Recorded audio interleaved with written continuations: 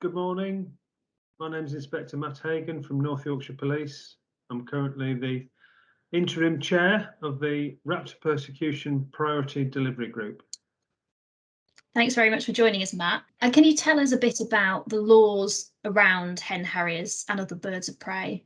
Well, they all come from the Wildlife and Countryside Act. You're not allowed to kill them.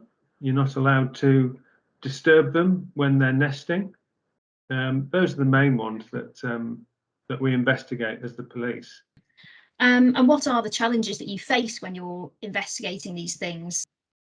The main challenges are that they happen in isolated rural locations. Most of the time, there are no witnesses and very little evidence. So if we find a dead bird and we take it to a vet's and have it x-rayed, and we find that it's been shot, or if it hasn't been shot, then we'll submit it for analysis and to see if it's been poisoned.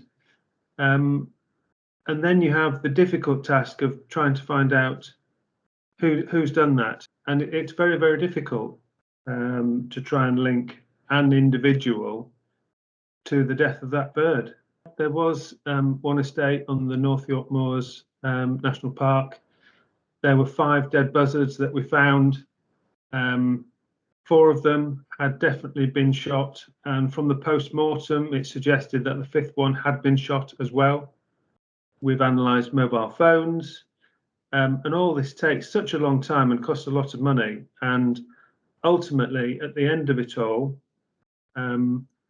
we are not going to be able to progress this case because we have to be able to prove beyond reasonable doubt to a court who is responsible. And in this case, we're not able to do that, unfortunately. A lot of these crimes, I know, are statistically linked to the grouse shooting, as we all know. I understand that there are statistics that do link a lot of these crimes to grouse moors, and a lot of the people who commit these crimes are statistically linked to gamekeepers. I will say that not all raptor persecution incidents are involving grouse moors or gamekeepers. We've had some peregrines poisoned that we found in a quarry. We've had buzzards and kestrels shot on farmland that we've found. But the majority of the incidents that we deal with, unfortunately, are linked to grouse moors and gamekeepers at the moment.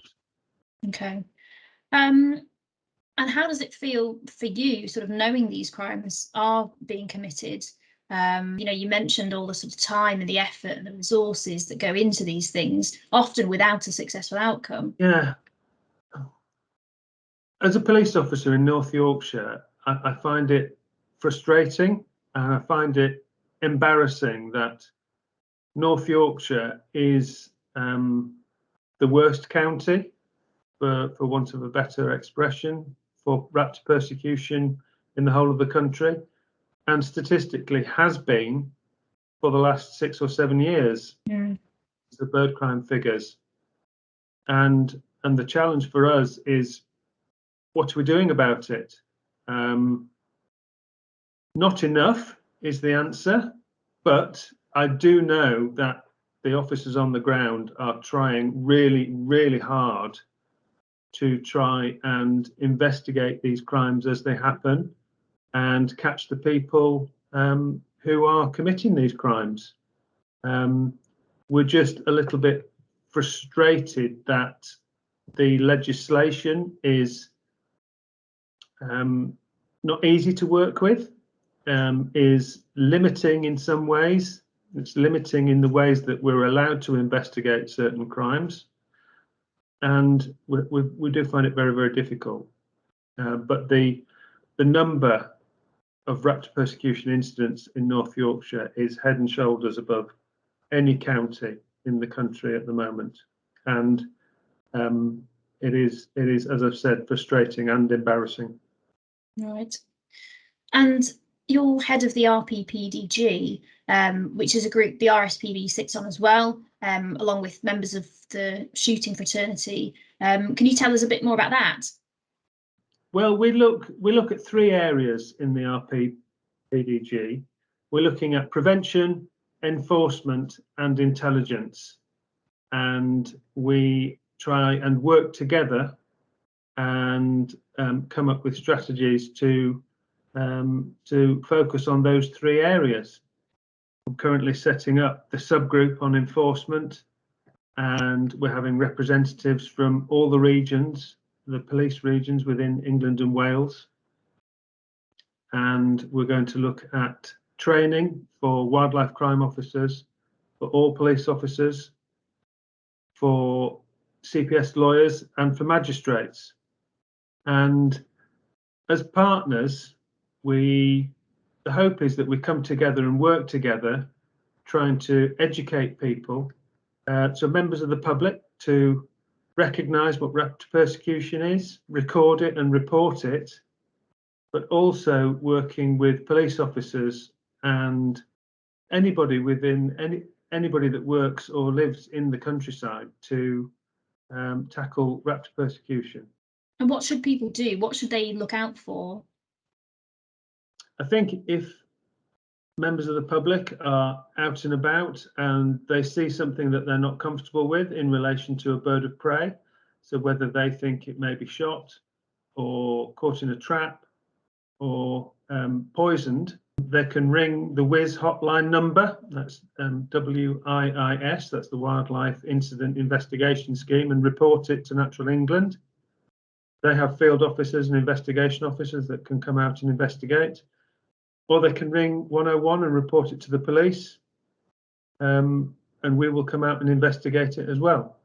As the police, we will look into every case, and we will investigate it as thoroughly as possibly as we can, and that will point us in the direction of whether we think it has been a persecution incident or not.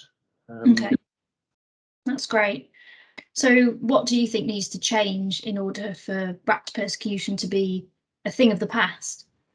I think there's a couple of things. I think the legislation needs to change to make it easier to use, for the police to use it to investigate these crimes.